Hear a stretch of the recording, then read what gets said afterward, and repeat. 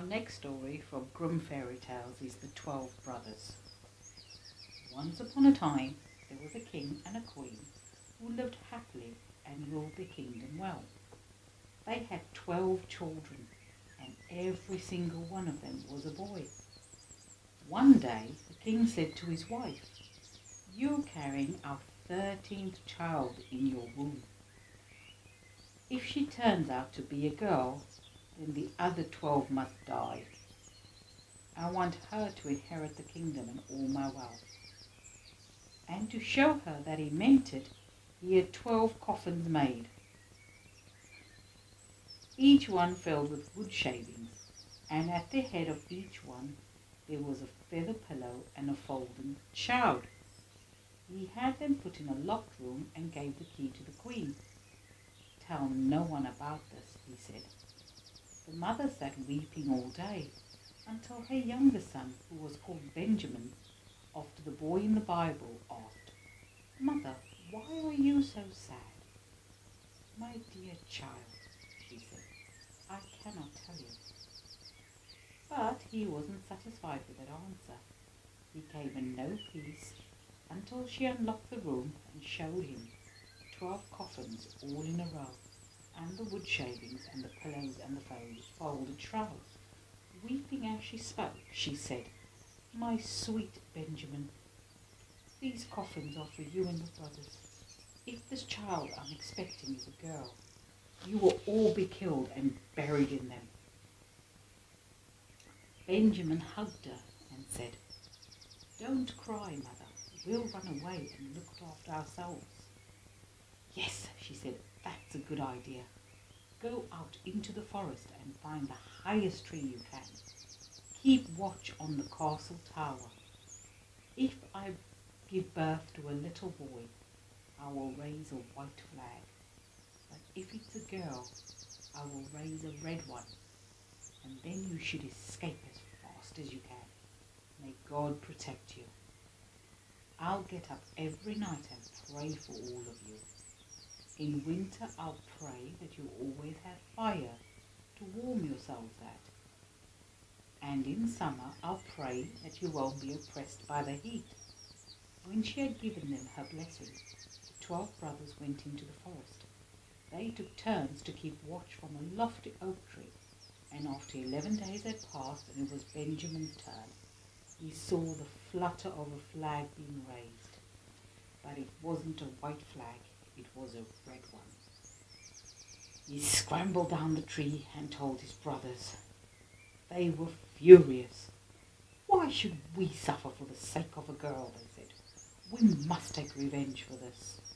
Any girl who crosses our path will regret it. Her red blood will flow."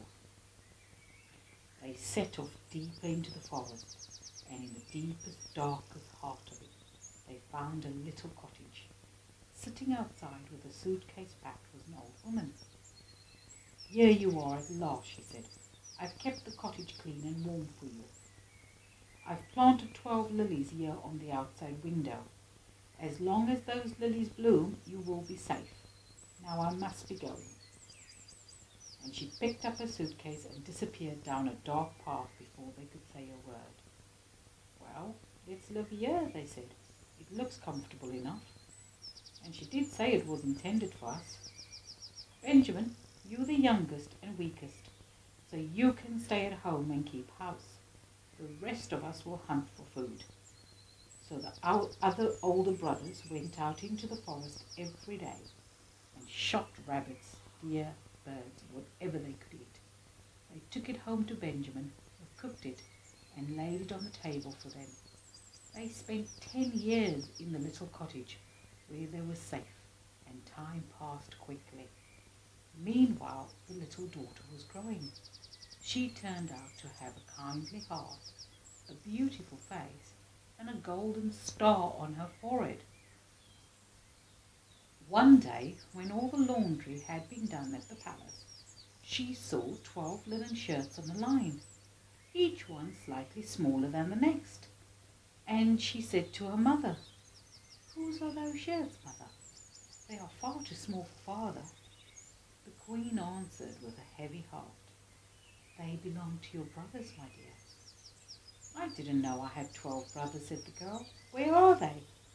Only God knows. They went into the forest and they could be anywhere now. Come with me, my dear, and I'll tell you all about it.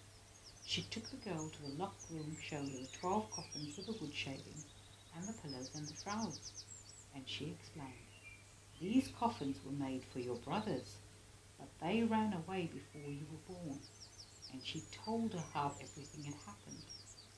The girl said, don't cry, mother. I'll go look for my brothers. I'm sure I can find them. And she ironed the 12 shirts and packed them neatly, and she went into the forest. She walked all day, and in the evening she came to the little cottage. She went inside and found a young boy. And he said, who are you and where have you come from?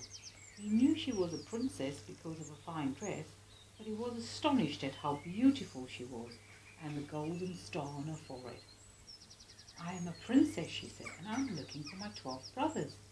I vowed to walk on as far as the sky is blue till I found them. And she showed him the 12 shirts, each slightly smaller than the next. Benjamin saw at once that this girl was his sister, and he said, you found us. I'm your youngest brother, and my name is Benjamin.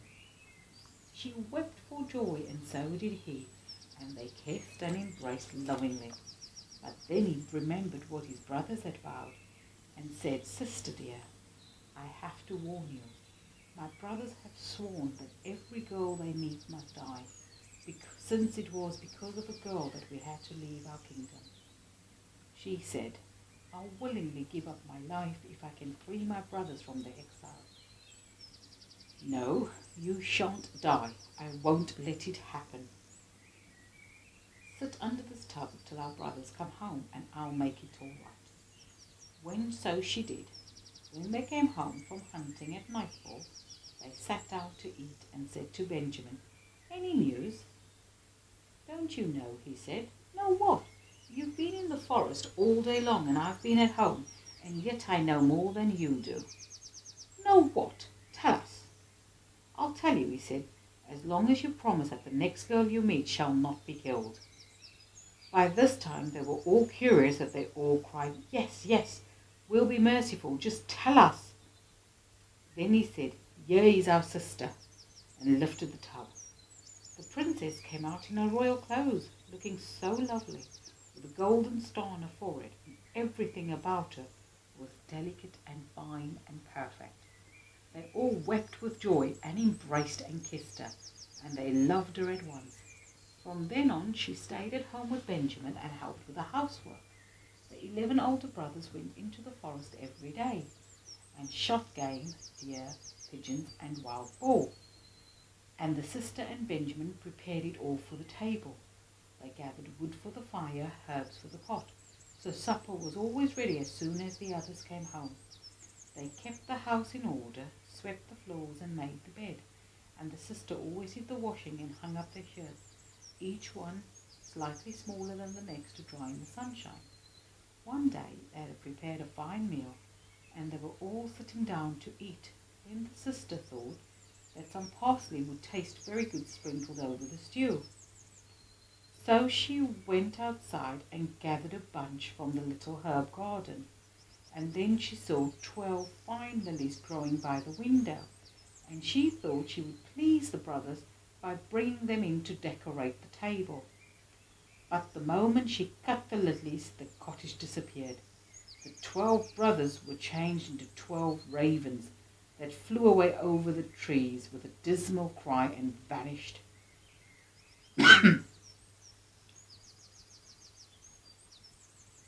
poor girl was left standing in the little forest clearing all on her own.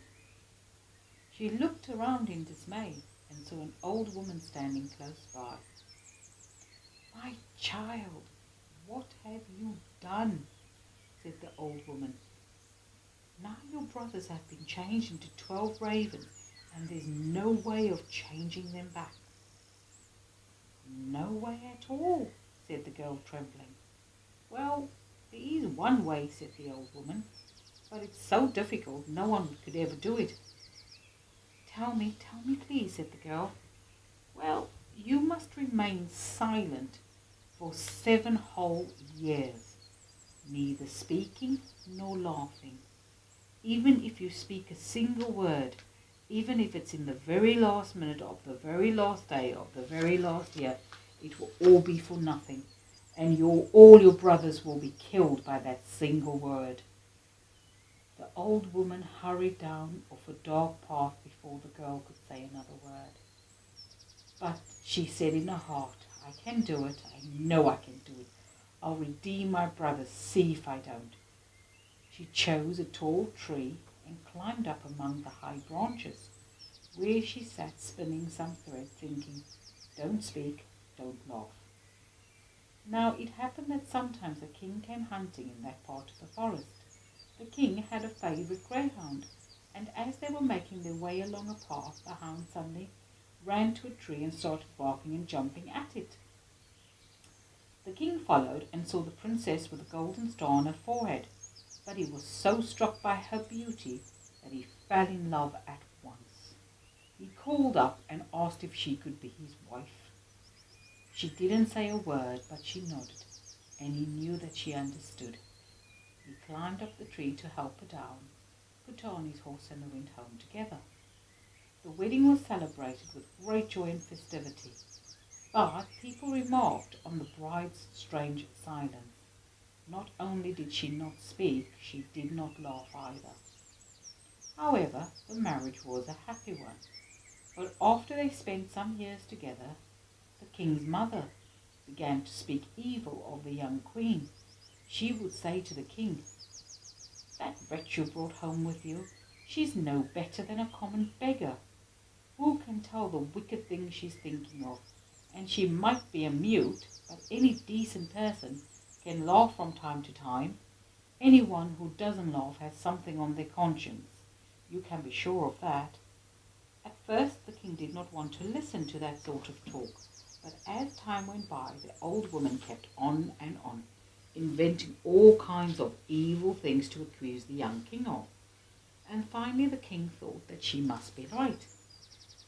The young queen was arraigned before a court packed with all the old woman's favourites, and they didn't hesitate to sentence her to death. A great fire was built in the courtyard where she was to be burned to death. The king watched from an upstairs window, tears flowing down his cheeks, for he still loved her dearly. She was tied to a stake. The red fire was already rising higher and licking at her dress. And when the last moment of the 7 years passed, then 12 ravens flew down, and the sound of their wings beats filling the courtyard. As soon as their feet touched the ground, they became her brothers again, and they rushed to the fire, kicking the burning logs this way and that, untied their sisters' bonds, brushed the sparks that were beginning to set her dress alight. They kissed and embraced her, carried her away from the stake. As for the young queen, she was laughing and talking as well as ever. The king was amazed. Now that she could speak, she told him why she had been silent for so long. He rejoiced to hear what she was innocent of all the terrible things his mother had accused her of. But then it was the old woman's turn to be accused, and the court had no difficulty in finding her guilty. She was put into a barrel of poisonous snakes and boiling oil, and she didn't last long after that. The end.